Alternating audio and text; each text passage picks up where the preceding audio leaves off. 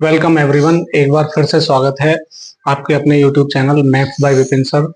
आप इसे सर्च कर सकते हैं @मैथ गुरुजी के नाम से भी। और अगर आपको वीडियो पसंद आ रही हैं तो चैनल को सबसे पहले सब्सक्राइब कर लेंगे और देख करके बताएंगे कि आपको वीडियो कैसी लगी, अगर आपने अब तक कोई वीडियो नहीं देखी है तो।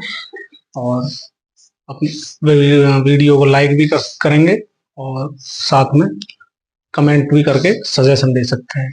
आइए, सबसे पहले इस एक्सरसाइज को सॉल्व करने के लिए कुछ बेसिक प्रॉपर्टी पता होनी चाहिए, बेसिक रूल पता होने चाहिए। हम उन्हें देख रहे हैं। अगर कोई हमने क्या लिया, नंबर लिया a, इसकी पावर हो m, इनटू कर दें यानी प्रोडक्ट कर दें सेम बेस वाले नंबर के साथ जिसकी पावर डिफरेंट हो, n हो, तो क्या करेंगे, बेस सेम होने पर पावर क्या होती है, ऐड हो जाती हैं, एक्सपोनेंट भी कह देते हैं ना। सेकंड हो सकता है बेस डिफरेंट हो, पावर सेम हो, तो इसके लिए बेस का प्रोडक्ट हो जाता है, पावर सेम आ जाती है। थर्ड हो सकता है बेस सेम हो, डिवाइड कर रहे हो, पावर डिफरेंट हो, तो बेस तो सेम टाइम रहेगा बट ये पावर जो होंगी इनका सब्ट्रैक्शन हो जाएगा। इसके बाद में हो सकता है a to the power m हो और उसकी भी पावर n हमें मिल जाए, तो ये प्रोडक्ट की फॉर्म में आ जाएगा m इंटू n। फाइनली और हमें ये भी पता होना चाहिए किसी नंबर की पावर 1/2 है, इट मींस फ्रैक्शन की फॉर्म में है, तो ये अंडर रूट में हो जाएगा। और किसी की पावर 1/3 अप्लाई कर लें तो ये रूट क्यूब ऑफ a हो जाएगा। तो सिंपल सा फॉर्मूला बन जाएगा इसमें।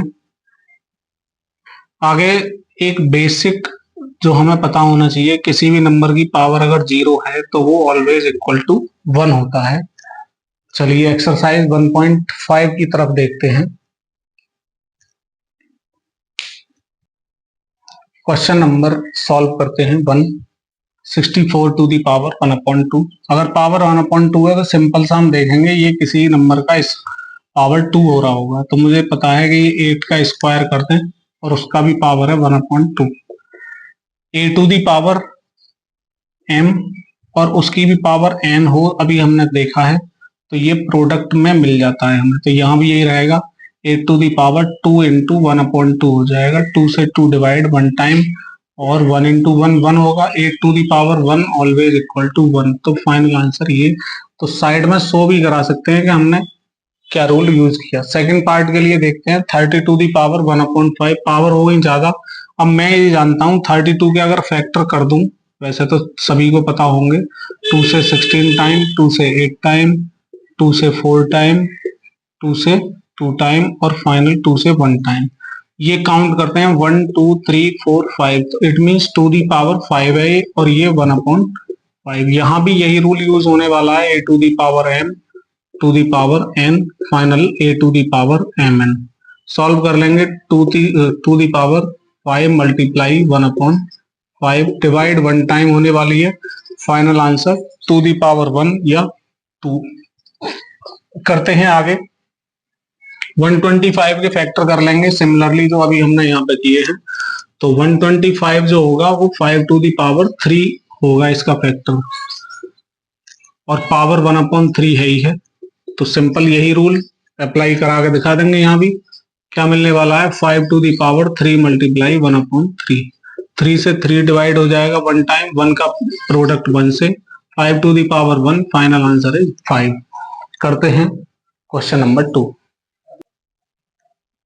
क्वेश्चन नंबर 2 फाइंड करना है 9 टू दी पावर 3/2। सॉल्व करें तो सबसे पहले प्राइम फैक्टराइजेशन करते हैं 9 का, तो 3 इंटू 3 होता है सॉल्यूशन।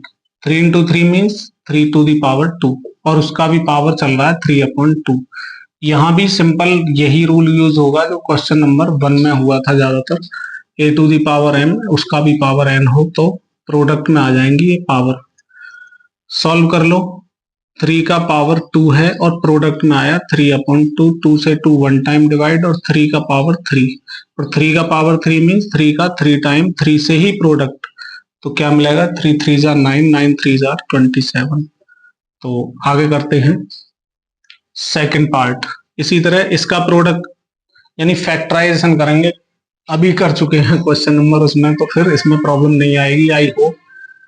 2 दी पावर 3 5 है और 2/5 हो जाएगा इसका पावर। रूल यही यूज होने वाला है, तो 2 दी पावर 5 और उसका प्रोडक्ट कर देंगे 2/5 से। एक डिनोमिनेटर एक न्यूमरेटर, 1 टाइम डिवाइड। 2 होने वाला है और इनका प्रोडक्ट करेंगे 2 into 2, तो फाइनल आंसर 4 मिल जाएगा। क्वेश्चन नंबर 3 सॉल्व करते हैं। 16 के फैक्टर करेंगे तो 2 2 जा 4, 4 2 जा 8, 8 2 जा 16। इट मीन्स 4 टाइम प्रोडक्ट किया, तो 2 का पावर 4 और उसका भी पावर 3/4। सॉल्व करते हैं। 2 द पावर 4 मल्टीप्लाई में 3/4, 4 से 4 1 टाइम डिवाइड, और ये 2 द पावर 3 मिलने वाला है। और 2 द पावर 3 मीन्स 2 का 2 से 3 time product. 2 2 jar 4 2 jar 8। Question 1 के 3 पार्ट हो चुके हैं, इसे नोट करेंगे, आगे देखते हैं।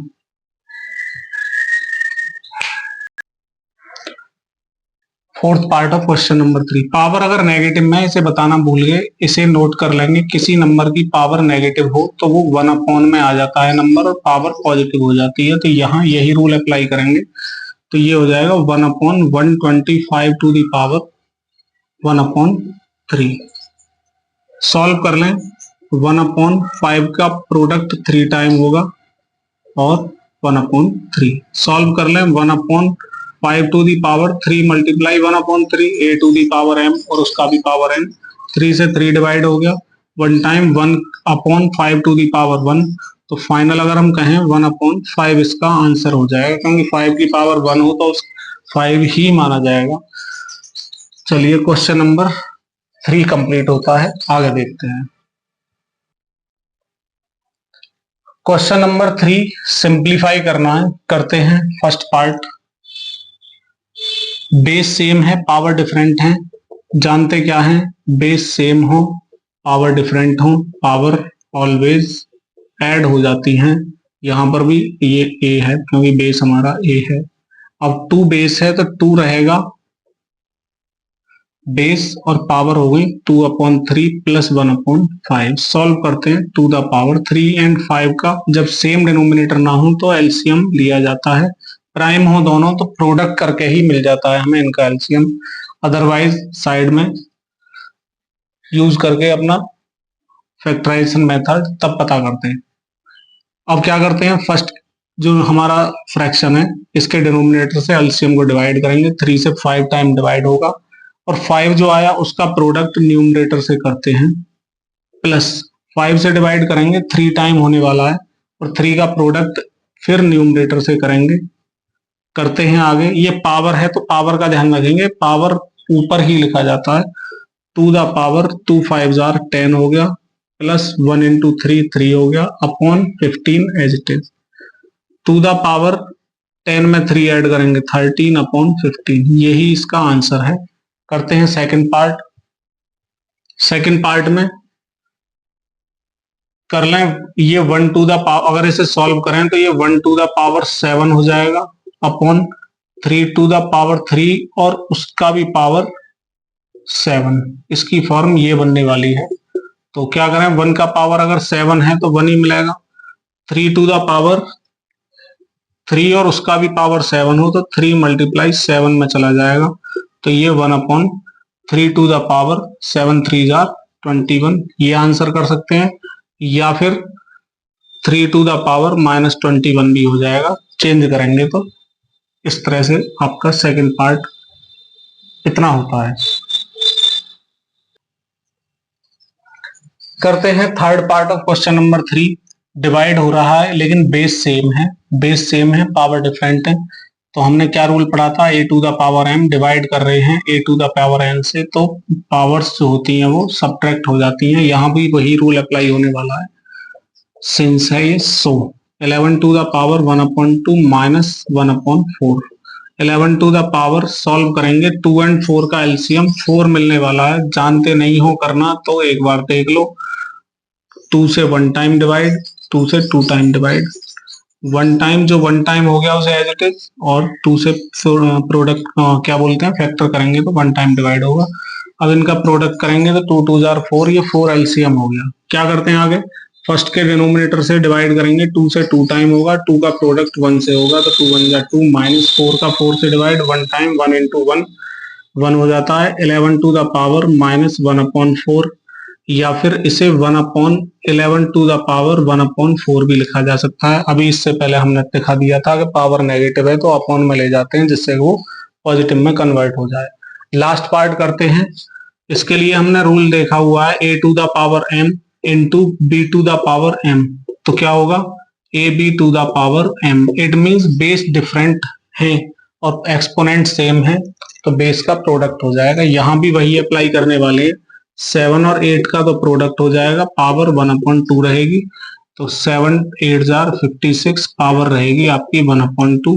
यही आपका आंसर है। एक्सरसाइज 1.5 कंप्लीट होती है, इसी के साथ ये चैप्टर भी कंप्लीट हुआ है। तो आपसे इसके बाद में यही कहना है कि अगर आपको ये चैप्टर 1 से संबंधित सारी वीडियो पसंद आई है और ये भी वीडियो पसंद आई है तो लाइक करना ना भूलें, साथ में चैनल को सब्सक्राइब करें, कमेंट करके बताएं अगर आपको कोई परेशानी है तो उसका क्या सॉल्यूशन हो सकता है। साथ में इस चैनल को सभी के साथ शेयर कर देंगे जिससे कि ज्यादा से ज्यादा लोगों तक इसका लाभ हो सके। इसी के साथ जय हिंद, जय भारत।